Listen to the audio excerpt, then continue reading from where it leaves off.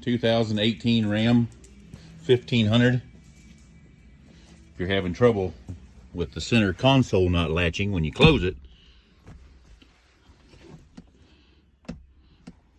here's your problem. 3 little screws. Take those all out. It's all connected. It'll fall out. Now, the reason this thing's not latching is because look here. See this pin? It's worked its way out, and it's not letting the latch line up.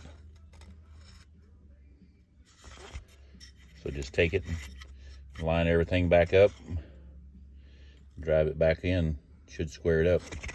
Reinstall your latch. Good as gold. Give it a try. It's aggravating.